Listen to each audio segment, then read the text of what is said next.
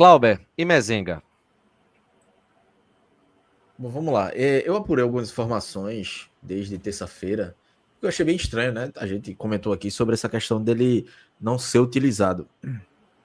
Teve uma entrevista aí de Montemor ontem pro canal de Alexandre de Mello, e ele fala em recuperar o jogador. E, assim, não é que, caso surja uma proposta por Mezenga, o Náutico conversa e vai ver se é boa pro clube, boa para ele.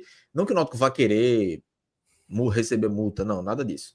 Mas o Náutico não descartaria uma negociação. Mas, internamente, há uma tentativa de. Vão tentar recuperar ele. Acham que ele pode ser importante. Isso é mais uma questão de comissão técnica, tá? Não é de diretoria. Comissão Vai técnica. recuperar em que sentido? Porque, no sentido do futebol mesmo, porque assim.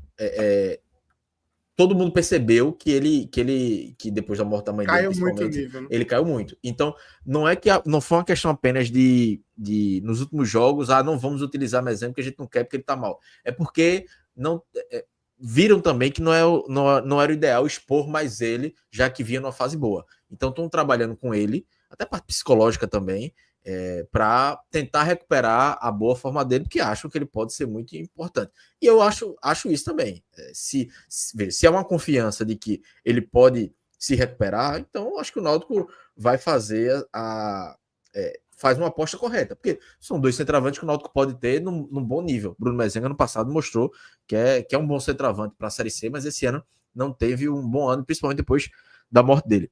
Da morte dele, perdão, da morte da mãe dele.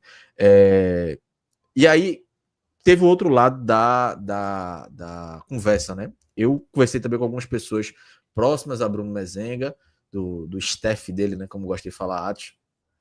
Não vai ter uma dificuldade, não vai ter uma facilidade muito grande para o Náutico. Se o Náutico amanhã decidir, vamos se livrar de Bruno Mezenga, não vai haver uma facilidade no acordo, não. O empresário, a gente lembra como é que foi a renovação, né? Com aquela história do retrô, o empresário queria, se era luva ou se era uma comissão, alguma coisa assim, o Náutico não pagou, enfim, o empresário ficou puto. Então agora, numa possível saída, O jogo virou. o empresário não vai abrir mão de nada. Então, é um salário alto, o Náutico teria que fazer um acordo muito bom caso quisesse negociar. Então, nessa balança de a comissão técnica tentar recuperar, o empresário do outro lado não querer acordo de jeito nenhum, vai querer a multa, mesmo que veja, ele tem contrato. Mesmo que apareça uma proposta, ele vai dizer, por que eu vou querer para o seu time? Se rescindir, eu vou querer minha multa. Então, nessa matemática toda, hoje talvez seja melhor segurar ele e tentar recuperar.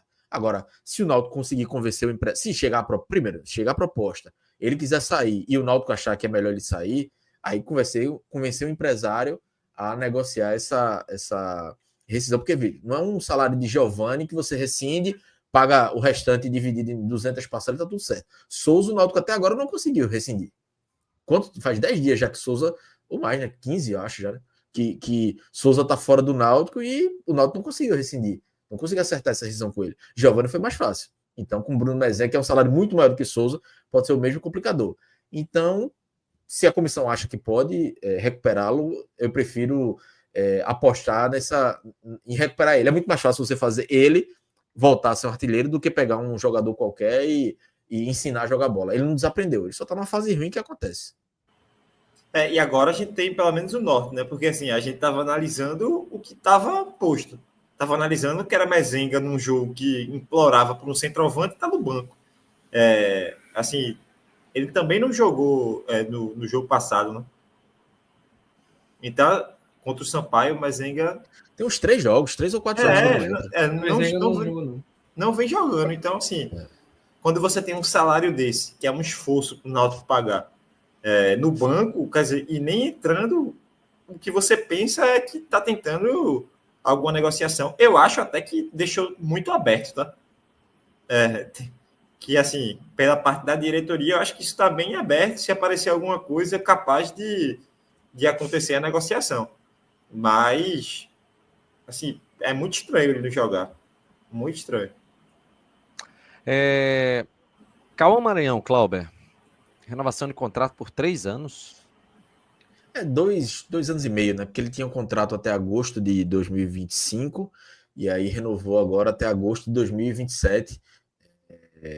Acho que é uma boa renovação, acho que é um jogador que já pedia essa valorização, né? Pelo que demonstrou quando teve a oportunidade. Agora, com mais tranquilidade, ele precisa mostrar mais também. E o Náutico também dá mais oportunidade, né? Porque em alguns momentos ele tem entrado muito. Pô, entra no final do jogo para marcar saída de bola, para fazer, enfim, mais postura tática do que jogar futebol em si. Embora tenha aquele lance do último jogo lá que tirou alguns dias de vida de João, mas aquilo não é o comum dele, né? Ele tem mais bons momentos do que momentos ruins pelo Náutico, então agora tem mais tranquilidade, que tenha mais oportunidade, né? Ele teve aquela proposta lá do clube boliviano, esqueci o nome do time agora, enfim, e por empréstimo, pode ser que o Náutico queira negociá-lo também, quando acabar a Série C, o Náutico pode emprestar ele para terminar a temporada em algum outro clube e ele desenvolver. O que não pode é o Náutico travar o desenvolvimento desses jogadores. Os caras têm que, esses jogadores da base têm que se desenvolver, têm que ser emprestado. Tem time da Série D, não estou dizendo que é o caso de Cauã, não. Estou dizendo de outros jogadores. Caio Soares foi emprestado agora para um time do Ceará, né? Jogou o Campeonato Cearense, poucas partidas, mas já teve uma boa participação. Então, esse é o caminho. Quando acabar a Série C, Deus queira o Náutico com acesso, se a janela estiver aberta, empresta Cauã, empresta Talicinho, empresta outros meninos, LK, Felipe, quem puder emprestar para desenvolver, para o Náutico ter não apenas um ativo financeiro, mas um ativo em campo. Eu acho que é tão importante quanto financeiro. Você vender um jogador é ótimo, mas você também tem um jogador da base que vai lhe render, vai lhe dar uma classificação em Copa do Brasil, Copa do Nordeste também é importante demais. Então o Náutico renova com o Cauã Maranhão, ainda está negociando a renovação com Felipe Santana e com LK. Eu acho que são esses dois. Felipe tem contrato até... Acho que os dois, Felipe e LK tem contrato até janeiro a fevereiro do ano que vem. A partir de agosto poderia assinar o pré-contrato. Os dois são do mesmo empresário, então não é uma negociação tão fácil, mas o clube está tentando aí. Até a última vez que eu falei com o Montemor sobre a questão de Felipe, ele disse que estava avançando a negociação e acreditava num desfecho positivo. Então o Náutico renovar aí com esses dois jogadores. Acredito também por mais 2 anos, acho que é o ideal, e aí o Náutico tem um pouco mais de tranquilidade com esses ativos da base. Eu fico com medo de Felipe. Vai ter que negociar bem. Tem que correr, porque só faltam 2 meses e 10 dias para metade do ano. Esses pré-contratos, meu amigo. Ele poderia assinar um pré-contrato em agosto, né? Então teria mais uns 5 meses agosto. aí. Agosto. Mas é importante, até porque, veja, as partidas que ele vem fazendo contra o Vitória, por exemplo, foi um jogo grande, jogo transmitido para todo o Brasil. O time da MLS lá pode ter aumentado aí. A proposta não chegou diretamente ao clube, foi uma sondagem. Mas, com bom desempenho e tendo sequência de jogos, é uma negociação que pode acontecer.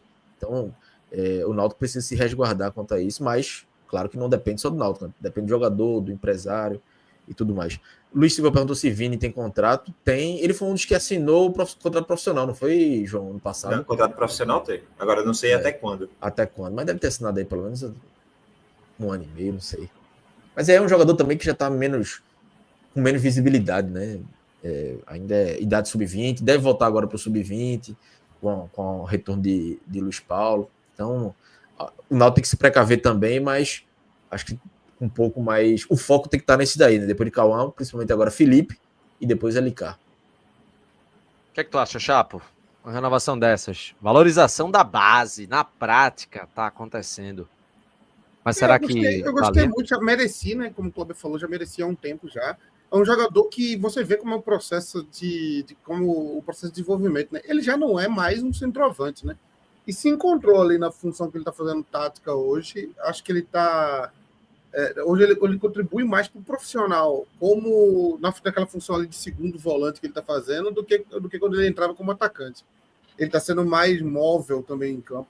Eu gostei e fica essa dúvida com relação a Felipe, né? Apesar de que eu acho que zagueiro tem uma demora maior, né? Pro povo. Atacante geralmente chama mais atenção.